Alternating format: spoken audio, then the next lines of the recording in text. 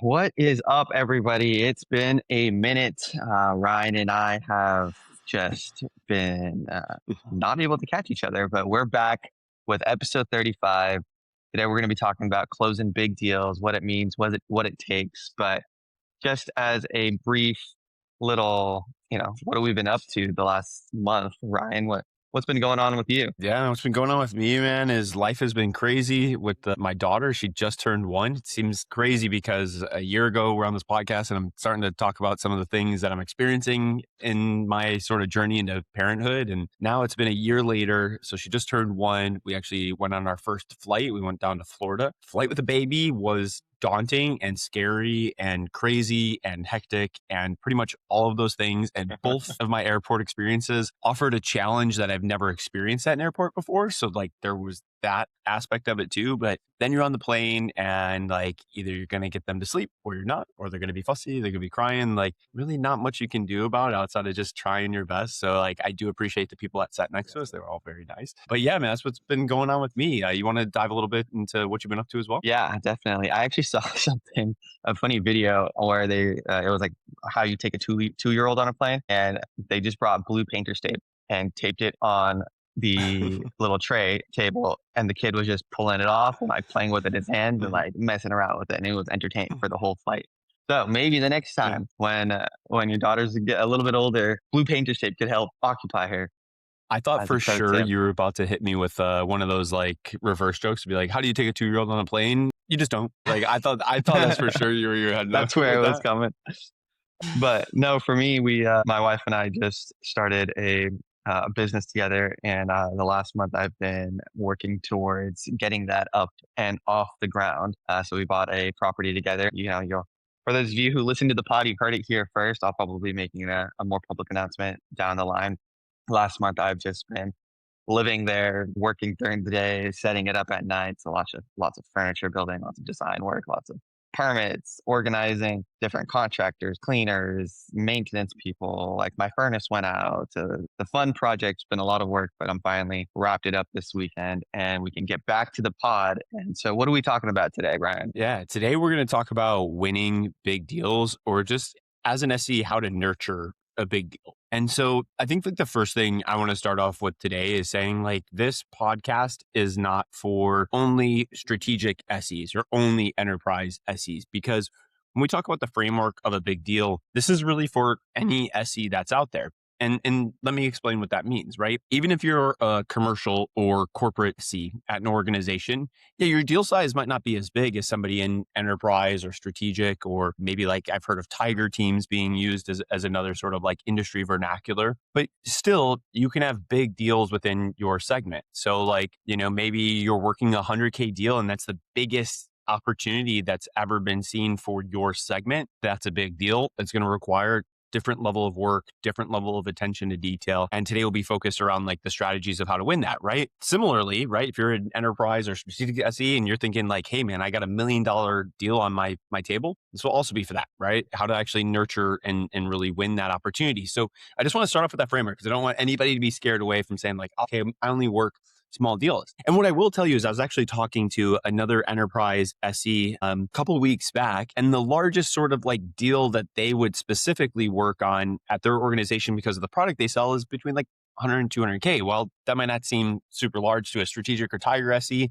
Again, for that organization, it's the biggest deal that they're going to do. And in that case, like you're still going to want these strategies of how to win a deal. So that's overall what we're going to be focusing in on today. And, really making sure that everyone has the skills that they need to actually go out there and work one of these opportunities. Yeah, and I think when you get into the larger deals, technology is always going to be important regardless of the deal size. But the larger deals, it starts becoming more political, and you have to start to understand the inner workings of the organization and start to understand the different players and how they interact with each other, and who is the one who ultimately is the decision maker, who is the one who is almost like your boots on the ground advocating for you, who is the one that can potentially poke holes and cause the deal to implode. And so maybe that's where we start, Ryan. Like, how do we, as I know when I first was trying to close like the larger deals, getting into the space where there's all of a sudden 5, 6, 7 people who are there making the decision. And then also there's like people behind the scenes that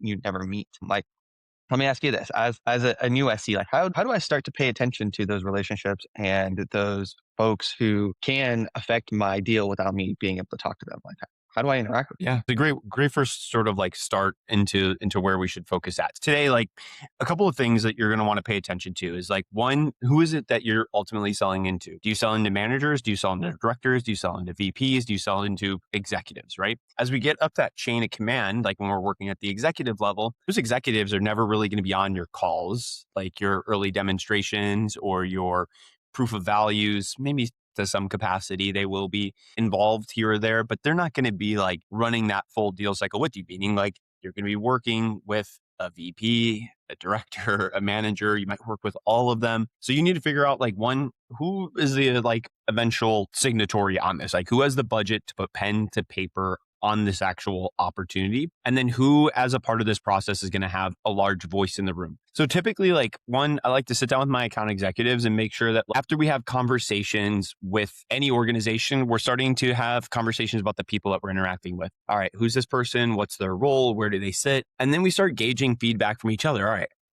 do you think this person has power? Do you think this person is going to be a champion for us? Meaning that they won't be able to sign the deal, but their voice is going to be so loud and they're going to say, hey, I want X product so bad. We have to bring it in. So that way the eventual signatory says, hey, Ben, I trust you with what you're telling me. Let's go buy this thing. So who are they?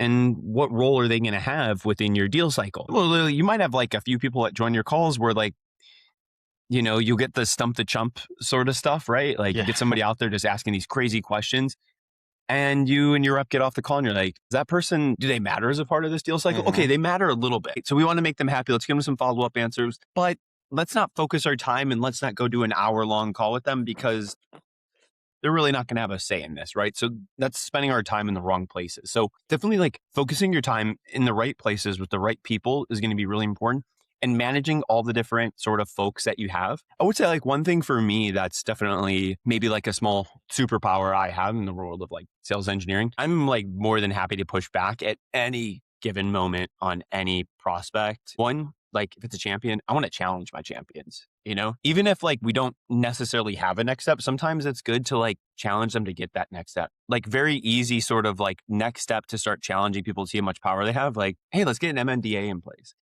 Hmm. Hey, can you go gather some requirements for me? Can you chat with a few teams and tell me like what that workflow looks like? You know, like those are some good ways to challenge a champion. And then also like challenge your prospects. Like, you know, you get somebody that wants to play stump the chump. Like, hey, can you help me understand why is that important for the scope of today's conversation and what we're discussing? Can you help me understand why is that going to matter to us? All right, you're asking me some like crazy off the wall questions that aren't even like totally related to today, but I can tell like you're challenging my knowledge on the topic. Hey, this is how it works. I've had enough conversation. Be confident to like really lean in and push back, and you'll earn a lot of respect. I've actually done plenty of calls in my career, and even not too long ago, where like you get on with some of these folks and they really push and they really lean. And when you're confident to just push back on them, you know, somebody actually reached out and sent my rep a note saying like, man, that conversation with Ryan was just so good because he didn't back down. He's like, that individual is typically tough on these calls, but he never once faltered and let him run the show. Like Ryan owned the call. And that's a big deal. Like that's a really, really big deal. Yeah, I think something I would add is a lot of these larger deals. Sometimes it's also a big deal for the company buying.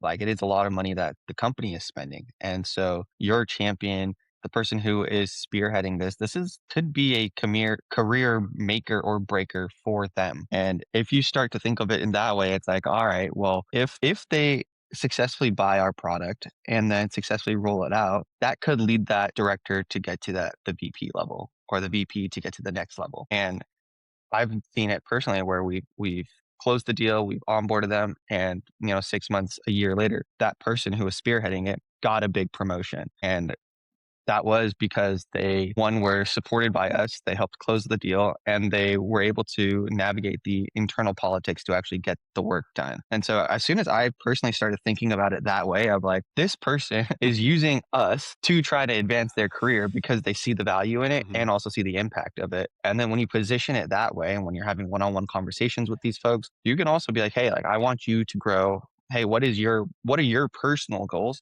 And how do they map to the company goals, and how can I Mhm. help you achieve that ultimately so we can close this deal and get that closed one. And that's something that I didn't think about as like an angle that you could play. when you're Yeah. in these larger organizations. All of the like selling frameworks that are out there, like command of the message, Sandler, you name it, Bant, Band, medpic, MedPick. Yeah, they're, all of them, like that's a key component of this is identifying like what's in it for the person you're talking to. Like when we think about like the champion aspect, right? It's like what's in it for them personally and what's in it for them professionally, right? So like I've done calls and I've explained this before where like I've met with some folks that have come on and told me like, I just want to improve my life so that way I can go and like be at my kids' soccer games, right? It's a big personal win for them. If I can save time with new product, I now have time in my personal life, right? Like that's an angle then you can really lean into. There's then also the professional angle. If they are the person that brings in said technology, does that get them additional visibility upward? Does that help with some career growth for them? Maybe they're a manager today and they're the first person you're talking with. And now they go bring it to a director. Director brings it to VP. VP brings it to a CEO. And CEO says, man, who decided to bring in this technology? It's been working great. Boom, manager did. Wow, you know that manager, like it would be great to actually promote them to a director next year because of this, right? Or even externally, right? They can then position themselves as, hey, I've actually brought in technology. Here's one of the solutions I brought in. Here's the success metrics that I did. And that helps them go get that director level role or VP role in the next opportunity that they have. So there is a lot to be said, especially when you're working with your champions around identifying those two different avenues. And you really need to lean into that personal connection that you have with your champion. I wouldn't say it's right away. Like, no, don't go asking those things on call one. It'll be super awkward and you'll never get a good response. But once you've built a relationship, once you've challenged your champion, once they've gotten you some information, once they've done the things that you've asked, you can now ask the kind of hard questions that like aren't really hard and or awkward anymore. It's just like, hey, like in a year from now, like where do you see yourself at? Like this goes successfully. Do you see yourself in the same role or is there something you're looking to get out of this? Yeah, I've been really like hoping to get a nice raise, like that's what I've been aiming for. And I see this as a great avenue because I'll be able to put this on my accomplishments. Awesome. All right, let me help you. Now let's position this, right? Now you have some ammunition for yourself. And I think that's something that a lot of people just don't do really well. You just sort of like what I've seen from a lot of bad sellers in my life, okay? A lot of bad sellers is that they don't do that aspect of champion building or they try it too soon and they never have that conversation. They just simply like allow their champion to just kind of like be somebody that tells them yes, no, and do sort of things. And it's like, no, you got to challenge them. You got to build up champions and you got to get them selling on your behalf. What is that person saying in the room when you guys aren't there? Are they actually hmm selling for you? Or are they saying like, I've had this cool solution. I think it'd be a good fit here. All right, tell me more. Like, what does it do? All right, oh, it does this, this, and this. All right, well, if you, had X amount of budget, would you bring it in? And like, if you, if it doesn't work, would you, fall on the spear? No, like probably not. Like you want your champion to be like, yeah, no, I'm confident this is going to work out. Like this is going to save my team tons of time. It's going to save my team tons of money. Here's what we're going to be able to do with it. Of course, yeah, I'm willing to put my name and reputation on the line for this. That's a great champion. yeah, I think that like further than that, I know as SCs we all oftentimes really focus on the pre-sales and like once we get the closed deal, like we kind of hand it off to the next person on the team. But your champion is going to be the one involved in implementing and actually Mhm. getting this thing live and getting value out of it. And so your champion also needs to be willing to get their hands dirty and like put in a lot of work candidly to make this project successful. Oftentimes closing the deal is just like step one of this overall process of getting like the value out of it. And as SEs, like I know oftentimes I was just like close the deal and then I'd bounce and like whatever. I did my job and I didn't think too much of it. More recently it's been like, all right, we close the deal. What does that actually mean for the like what work does a champion need to do? How do I give them enough knowledge so that they can go and coordinate with the various different team members within their company and organization in order to actually be successful?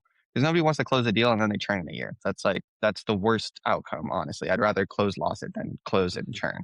And so your champion is like crucial to the success of closing the deal and then like having a successful project and then having a recurring, renewing, happy customer who then can be vocal. And like if you do this right and your champion has a good experience with you, they will be preaching from the rooftops. Like you can imagine yourself, hey, like I was a manager, I brought in this product, we implemented it, went really well. Now I'm a director. It was like really good working with the selling team, really good working with my CSM and my TAM and the overall company as a whole. And so it really starts to compound on each other. And if you are at like a startup, a smaller company where you don't have name recognition, you don't have any brand, you're trying to make your way in space, this is probably one of the easiest ways to do that is you really, really focus on the success of people who you are working with.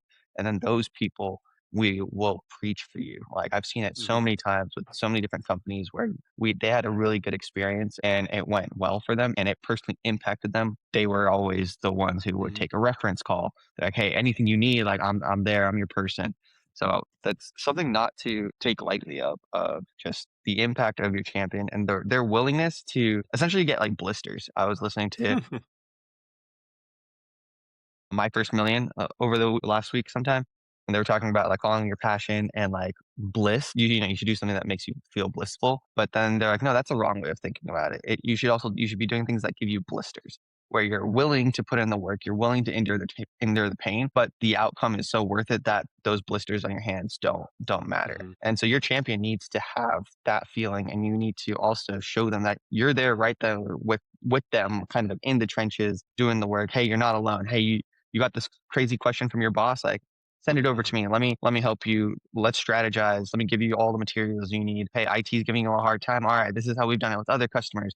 Here's how you can do it. And all of a sudden, they don't feel like they're battling alone in order to convince their upper management to siphon resources. Because you have to Mhm. also think about it. There's limited dollars that they can spend on competing projects. And in order for you to win, your champion needs to one, have all the information they need, two, feel like you have their back, and three, when it actually goes successful, then they can like reap the rewards. Yeah, so there's actually something really important there that I want to like touch base on. The idea of getting blisters. No big deal, no biggest deal that you are ever going to win for your segment, your vertical, your organization will be won without getting blisters. Okay. You are going to get scars every single time. None of these deals will go 100% smoothly. Even the ones in my career that I've won that are seven figures. Okay. Even those, like at times, there were like pieces and months where it was going really well. It's like, wow, this is going awesome. I'm feeling great. And then next thing you know, just one day comes by and everything falls off the like track. The roller coaster like completely flies off. And you're like, oh my God, what do we do next? How do we fix this? How do we get back on track? How do we get our champion back involved? How do we get the executive team back in? Every one of these deals will do that to you. Like there's no such thing as the biggest deal and it's going to be 100% smoothly. Why? Because if it's the biggest deal, they're going to start asking you things about your product that don't exist or that you don't Yep. have that they need. Or there's going to be an integration that you don't have that they need to support. Or there's going to be some sort of homegrown tool that needs to be connected in some way for this project to be successful. And you have no idea how to actually get that tool connected or pushed into your environment. Or there's some sort of custom fields or whatever it is. Every one of these deals will do that to you. This is what cuts you up, though, to be an excellent sales engineer, right? Or an excellent salesperson in general, right? If you're just going to like look at this holistically, those kinds of battle scars, those kinds of blisters, those kinds of things train you for how to continue that success in every other deal that you have. You know, there's even times where like me and my rep, we're working on a deal, like things are going smooth, smooth, smooth. And then like, boom, person we're talking with just disappears entirely. Like, whoa, what's happening? Like, why are they not engaged with us? We've been having all these amazing conversations. Well, you know what? You know why? Because this happens with all the really, really big deals that we win. Like they disappear for a while because they've gotten this information. They're like, wow, this might work for us. But then they get pulled into a project that's already been a named project or has real budget behind it. Can't chase down, bringing in new technology right now. So then a month goes by, 2 months goes by, 3 months goes by. How do you stay top of mind? Now send the emails, do the outreach, invite them to events. Send an email, call them, send them a message on LinkedIn. Like you want to stay top of mind during those months because guess what? They're going to come back and they're going to say, hey, now that blank project is done, I'm ready to evaluate this and I've got the right resources involved. But you're going to get those blisters. It's not simple. It's not simple. A really big deal is going to take like at minimum 150 days. And that would be like extremely fast, but probably somewhere more like to like 270 to possibly 365 plus, right? For Yeah. a lot of really big deals, it will take a year from the first time that you met and engaged a prospect. Yeah. And if there's any like sales reps listening to this, that could be you nurturing the deal for a year Mhm. before it even takes a call. Like I Yeah. have worked with reps where we're like, oh, the first time we talked to this person was 2022. It's 2026 now, and they're finally coming to the table and like actually like kicking off the conversation. So I think that like drip feed of continuing to stay top of mind. Hey, like I know you're interested. It doesn't even have to be about the technology. I've like sent, follow up emails. I remember you were like interested in Beamers because I like cars and we both like bonded on cars and I just saw this new thing. Like I thought you'd like it. And you're just staying top of mind. You're not selling Mhm. necessarily. You're just like, hey, Yeah. here's a familiar name. You can see my company. Like when I go and reach out to you on LinkedIn or I'm texting you, it's just, hey, I'm still around, bubbling it up. And I think that's an important one. I mean, these last like 20 minutes, all we've literally been talking about is people. If we're not Mhm. talking about really technology, we're talking about people. But I feel like the biggest differentiator between like the larger deals and the smaller deals is I feel like the smaller deals, you can get away with just like selling the tech and like selling the problem that it solves and don't need to really worry about the people as much. But the larger deals, yes, the tech and the problem is important, but what ultimately overshadows all that is the people aspect Mhm. and the politics. And something I've started to notice is I I I like thinking about the dynamics. Like I was working this one deal where our two champions, the two primary people we're working with, they had great banter. They like worked with the team. They really were like, shooting the shit all the time. We were cracking jokes when it was just like the three of us. And then all of a sudden their like manager or their boss would come on the call and they would like tighten up. And you could tell like their demeanor changed a little bit. And I clocked that, and during the calls with their boss, I would say things to make them look good. Like, "Oh, yeah, XYZ, like, really pushed this forward. Mhm. They made it really, really easy to work with." So, again, those little things of, "I'm going to build you up. I'm going to make you look as best as you can in front of your boss so that, like, when we get this done, you also are reaping personal rewards as Mhm. well as, like, professional rewards." And so that's yeah, the people aspect of the big deals, I think, I feel like is like the biggest part of these things. Yeah, I would totally agree with that. Like, I think, for the biggest deals, don't get me wrong, like the tech has to fit. And I'll explain a little bit more on like the tech side as well as like some hard versus soft savings. Cause like if you sell a really, really big deal, you're gonna have to get into those aspects. But for the most part, the thing that wins these deals over are the people. And like to your point, for these big deals, you're not working with one person, two person, three person. You're working with 10, 20, 30, 40, 50, 60, 100 people potentially up into one of these deals. Like it's important to note like what's important for each person that you work with, what's in it for them personally, professionally, all those things. But yeah, overall, I would say like a couple of ways that I think about these really big deals is like one, we have to have a rock solid champion, if not potentially two, depending on the deal size. Who's the second one that we'd look to bring in? If not, how do we take a person today from an advocate to a champion? How do we take one of the voices in the room that we know from having conversations with our champions, their voice matters to people high up? How do we take them from being neutral or a detractor and make them an attractor of the product, right? We know their voice is going to be important. Let's single them out. Let's spend some time. Let's get them focused on the use cases that matter to them. And let's actually derive real value so that person becomes an attractor. If that person becomes an attractor, maybe it helps us attract other people. So managing that scope around every person you work with is really important, but you want to build real connection along the way too, right? Ask Yeah. people like, there was one time, God, I can't remember what this was, but I remember I got on with this one, and then she like hopped on and somehow we were talking about music and I was like, oh yeah, tell me a bit more. Like, she had mentioned jazz. I was like, what's about jazz? She's like, oh, my son plays in the jazz band. I was like, no way. Like, has he heard of this musician before? Oh my God, he loves that musician. And like, next thing you know, we ramble on for like 5, 10 minutes. Like that then becomes a close connection for me to actually ask real questions to like, Yep. hey, like, how are you guys thinking about this? What is that going to mean to you? That's how you start winning these deals is really winning over all of the people along the way. And so that's a really big piece. We'll get into the tech piece here in a second, but any last thoughts on the people aspect? Yeah, you were saying something that about detractors and converting them. And if I think that's actually a big kind of secret weapon. If you can take that person who was the most pessimistic, the most cynical on whether or not this is going to work and convert them into an advocate, that person is going to Mhm. like scream from the rooftops because they were like, "Oh, this is never going to work," and then you were able to bring them to the other side. And that dichotomy and that delta there ends up those people end up being the ones who will like run through walls for you. Hmm. So like I would say like when I was younger, I would be afraid of trying to engage with those people because like, oh, they're just gonna like poke holes in everything and they're gonna just make me feel dumb and like all of these things. But now it's like, oh, those are the people I want to talk Yeah. to. If you are super skeptical about the product and how the tech works and that we can actually deliver, I'm gonna go and engage. I'm gonna go head on. Hmm. We're gonna go toe to toe here and we're gonna talk and we're gonna show you and we're gonna convince you why Hmm. we can do this. And then you're going to go from a detractor to an advocate and you're going to be the Hmm. biggest one.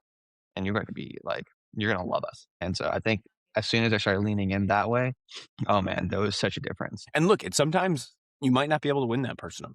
Like, just be very real Yep. about it. Like, That's very sometimes you frank. are going to Yeah. go toe to toe, and they are going to be somebody that just has a point of view or a thought that just won't change. So, what you don't want to do is spend 5, 6 cycles focusing on that individual if their voice doesn't resonate as loudly, or if you could still sell a different way. All right, so and so at this company, they're just not going to be an advocate for us.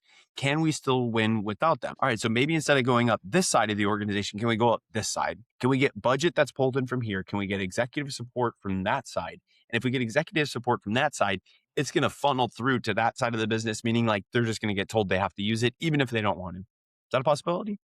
All right, let's focus our time there. The sales teams that don't win those kinds of deals, they focus on that one individual and they just keep going back to the well and go back to the well. And then that individual goes dark on them because they don't want to do more calls. And then they're waiting around for 2 weeks, 4 weeks. And then the people above them are checking in on the project saying, hey, like, where's this at? And it's like, oh, we're still waiting to get on with so-and-so. And okay, sorry, like that's where you got to be really strategic on things. Yeah. Now, we focus so much on the people side, but I do want to like touch base on a couple of things. Like having sold into financial services, you sell a really big deal. There's a certain threshold of what every person at an organization can do. Manager level is going to have budget up to maybe like thousands of dollars or like tens of thousands of dollars. P will have like tens of thousands of dollars of budgets. This can change, right? Like, you get into like the Yeah. massive organizations, like VP can have a lot more. Or my bad, director would have like tens of thousands. VP will have, tens of thousands to hundreds of thousands. And then like your executive levels will have, hundreds of thousands to millions. And depending on the organization that you work with, again, that will change and vary. So very like generic sort of like breakdown of what this would look like. So you're selling a deal that's $500,000. All right, man, you and your rep need to have the conversation. Who can sign this? Hey, champion, when you've run projects like this before, if it's over at the price that we've shown you at, who would have to sign this? Oh, you know what? At our company, to get approval on a project like this, it has to go through our technology symposium. It has to go through our board of directors. Our CFO has to get approval of it. Yeah. All right. How do we do that? All right. Well, see, like we bring special projects in front of our technology board at this time of the year. If they like it and they approve it, then it goes to the CFO for final budget approval at this time. All right. So we're not in cycle for that. How do we get into an early cycle? Well, they do one early cycle at this time. I'm not sure what that process looks like, but let me check on you. Okay. Yeah. So after today, what I want you to do is check on that and figure out how we can get introduced to that, technology board to bring the project forward at this point in time. You've got Brian, to I want to start pause you right navigating there. those things. Yeah, go Yeah. ahead. I think that's actually really, really crucial. What you just said is the timing, the internal timing of when these things happen. A lot of these large deals have to go through this already set, pretty rigid process that is in the prospect's business. Like, okay, we have board approval. Like, we are on a calendar fiscal, and every quarter we have board approval, or only in Q4 do we start doing budgeting for the next year, and that's only when we can actually get in and make this proposal to get budget. And all right, well, okay, if your board meeting is on the first week of October and we are sitting here in May, like we have to build out a case, get everyone bought in so that you have whatever you need by that meeting so you can get approval. And just because the meeting is then doesn't mean there's not a lot of work to do until Mhm. then. So like getting an understanding of the budget cycle, and like I think the first thing that comes to mind is like, well, isn't that what the AE is going to be doing? It's like, yes, but you and the AE are literally like tag teaming this. Like the AE can find out information. You and your AE can ask the same question to the same person and get two different answers. And like it's up to both of you as like a unit to figure these things out because these are also murky. And your champion also might not know, Yeah. candidly. Where it's like, I never thought of that. I didn't know that we had to do XYZ. Oh, this is my first time buying something of this size. And yes, that could be a red flag. It could also just be like, all right, well, that means I need to give more guidance. And so I think that's often missed, especially with like more younger sellers who don't have so much experience. When I say sellers, I'm inclusive of SEs and AEs. Like just that's one bucket of understanding the actual inner workings of Mhm. large companies who are going to be spending 100, 200, 500, a million, 5 million, $10 million. It's like that just doesn't come from one signature. That comes from multiple approval steps, multiple gates you have to get through, and each gate has different criteria to get and Mhm. trying to map that out up front. You could be on like 6 months of runway. Just be like, okay, well, this needs to happen here so we can get here, so we can get here. And that's a whole other work stream that needs to occur. So Mhm. I just wanted to call that out because I think that's really crucial to understand what the overall buying process and approval process for something like this. Like you could get approved, but then also just not get the budget, Yeah. which has happened to me. We got the buy-in, like business wanted it, and then CFO was like, this quarter we're not buying anything, Mhm. or we're Things change. Yeah, things change. And look, like the mistake I made earlier in my career was, all right, prospect knew when the budget cycle was. All right, so this is how we bring it in. It's in December, like we do our final review, and like that's when the budget gets approved. If it's approved, then come like February, March, like we'll have a deal signed. All right, it's like May. All right, rep and I full pedal to the metal. Let's go win this deal. Like let's go just like win them over, and then boom, by end of the year they'll love us. All right, so we run and we accelerate and we work on building up the steam and all the excitement about it. All right, from May, June, July, August, okay, we're kind of done with the project. There's nothing more left to do. Then September, October, November, there's nothing to do. So excitement dwindles down. And now, like, you're into budget season, you're like, not top of mind, right? Now, even if you tried to stay top of mind, it's not that easy because you've lost the excitement of the project. So you got to know when to like speed up and when to slow down. Hey, so look, typically our sales process takes about 3 months, and here's like what it looks like start to finish. So what we're going to do now is we don't want to engage right now, but maybe let's find some time to get some conversations lined up with some individuals. That way we could meet them over the next few months, start building some relationships. But then come August, what we're going to do is we're going to start that full proof of value, right? And that process will take us about 3 months. That will lead us right into your budget cycle. So that way, like everyone's really excited and has a lot of steam, heading into that cycle, right? You don't want to chase after the budget too early. Because if you yeah. do, like, there's a really good possibility, like, you'll just fall off because new projects will come along. They're not going to spend 7, 8 months with you. You got to know when to speed up and when to slow down, right? And when to just hear what they're saying and say, hey, let's actually take a month off. Let's break for the summer. Okay. That's all right. We'll meet you in 4 weeks. It's not a big deal. But for reps, that's really hard. And you Hmm. as an SE have to know when your rep is trying to accelerate and try to speed up one of those projects and timelines because like they're at the mercy of being like, I haven't sold anything yet. And so they want to speed it up. And you gotta help them understand and say, hey, look, speeding this up is only gonna hurt us, right? But I understand from your side why you want to do this, but let's try to focus on a different account that we could actually sell over the next 3 months versus speeding this one up. We know they don't have a budget right now. Like you gotta be that voice of reason for your reps and help them out. And if not, again, talk to their manager and say, look, I was talking to them and they just don't want to listen. Like, why don't you just check out this call and let me know what you think? All right, great. Now we can kind of both feed that same message to them to say, let's focus our priorities elsewhere versus trying to like speed up a deal that's not there. That's really, really tough to do. Budget doesn't just magically appear for most of these companies. You can't just spin up 500 grand overnight. No CFO is going to love, no CFO is going to love that conversation, honestly. No, not at all. All right, let's transition into some of the like the technology because I know you were Mhm. talking about and you were hinting at some of like the hard metrics or the soft metrics. And I think that's Mhm. also like really important, especially when it comes to actually showing the ROI, like Yep. showing the value. And some companies I've worked at, we've had actual value engineers and people who actually do this full time. Other companies is like, all right, Samir, go figure out how to create a spreadsheet so you can show the savings. So like where should we start there let's start actually how would you define soft savings versus hard savings? Let's start there. Yeah. Hard savings is something that will actually go onto an income statement and a balance sheet for a CFO.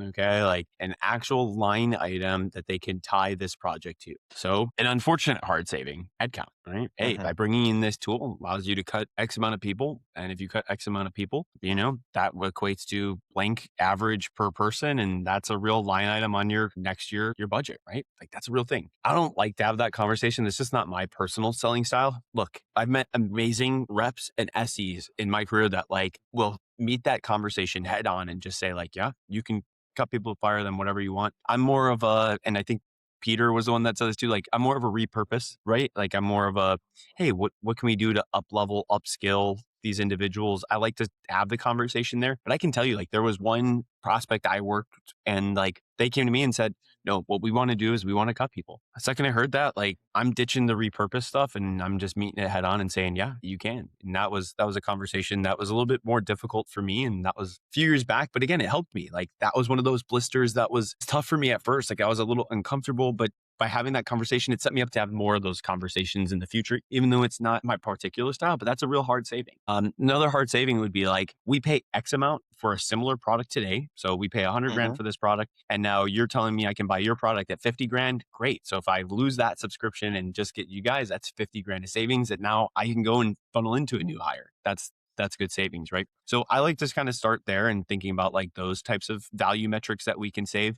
We can also tie time savings to specific like workflows or actions that users do. And then we can actually like run those metrics out and say like, Hmm. hey, we save each and every single employee 5 hours on this particular workflow and that particular thing happens all the time. Like, think about like when we're selling like accounts payable stuff, right? All right, we're going to automate all these transactions for you. So if now all your employees have all this time back, that time is real money that can be repurposed from those individuals. So a lot of CFOs like that conversation that we'd have with them.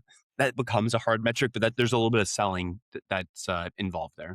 That part is like, all right, well, it takes you 10 hours to do it today. We Mhm. see customers do that same thing in 5 hours. There is 20 people on the team. That is, whatever 5 times 20 is. It's 100 hours per week. Multiply that by, on average, it's 100K a person. And then you have like a hardcore number. And then you can, compare that. Oh, it costs 50 grand, but you're going to save 100 grand. So you're ultimately that delta is like a 50K delta. And that's Yeah. why it's worth buying it this way. Like CFOs understand that very easy. It's very black and white, so to speak.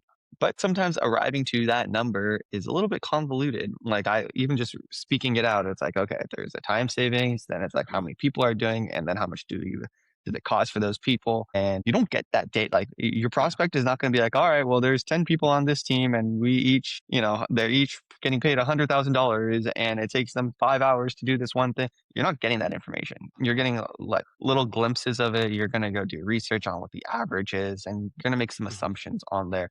And you have to be comfortable making those assumptions and you putting that in your calculation of, I'm assuming that there are this many people on the team. I'm assuming that Mhm. they make this much because the industry average is that.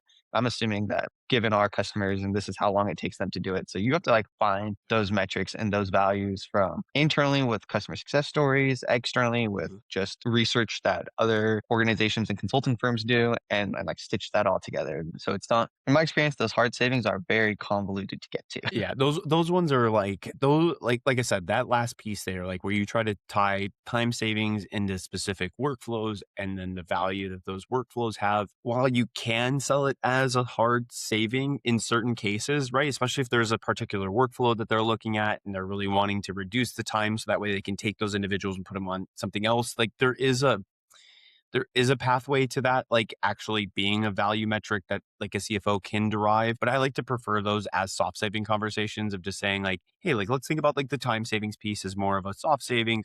Let's think about like headcount reduction of cost as more of your, hard savings metrics that we can.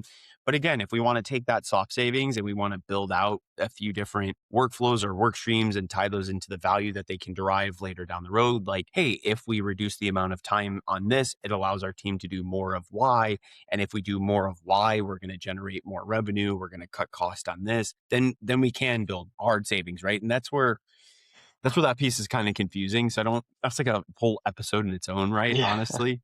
That's why I'm like kind of being a little coy on it. It's like there's a lot more complexity to that aspect, and really working with the CEO and having worked with hundreds and thousands of CFOs, like you got to really know your stuff and you got to really bring them the right kind of metrics to show them. Otherwise, like those conversations become a little bit more difficult. And Mm. so And maybe it has to we'll be bulletproof. save that. And it's got to be It literally bulletproof. has to be bulletproof. Like if you try to bring some stuff to a CFO, like, and I hate that every sales team in the nation basically does this. Like when it comes to ROI, I start banging my head against the wall. Basically, it's like every company will show up in their sales pitch at the end and say, we could save you $20 million, It's $500 like, million. oh my, And it's like, where, how? If I'm a CFO how? looking at this, like I'm I'm laughing, calling I'm not bullshit. paying it. Yeah. It's just, I hate that. But every company in the world does that particular thing. So like, Yeah.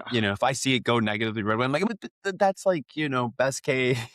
Here's where we got Mm, those metrics, simmer it down. Yeah. right? I just want to be honest. That's the marketing pitch. If you want to build real ROI, let's sit down and let's do that together. The only way, and I think maybe this is a good place for us to like leave the episode at today.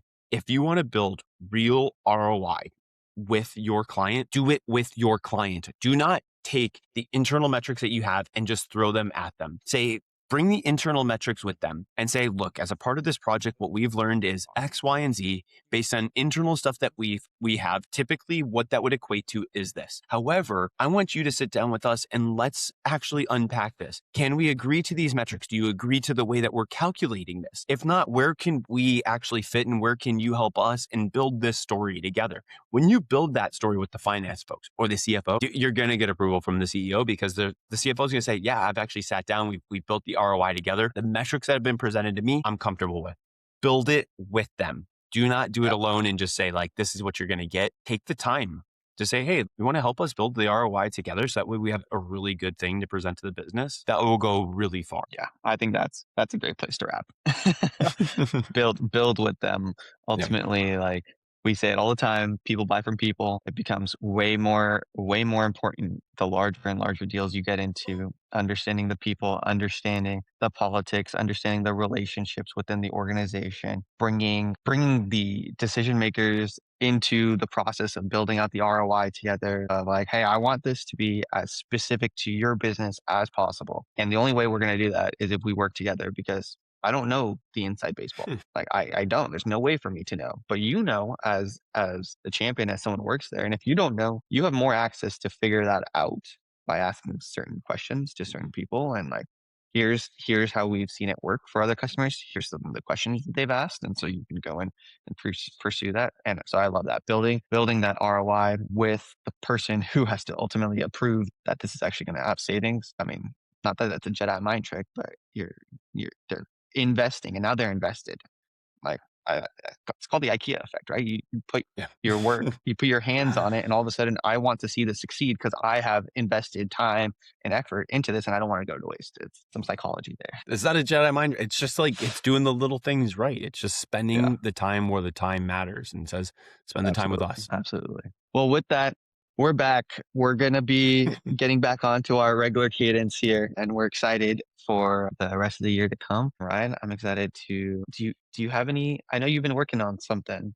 For those who I've been made it to working the on end some of the stuff. I don't pod, have any updates yet on that front, but hopefully next few weeks I have, I think, something rather large dropping. So I've been kind of pushing myself and definitely have some interesting projects coming up here. awesome. All right, everyone. We'll talk to you all soon. See you, Peace. everyone.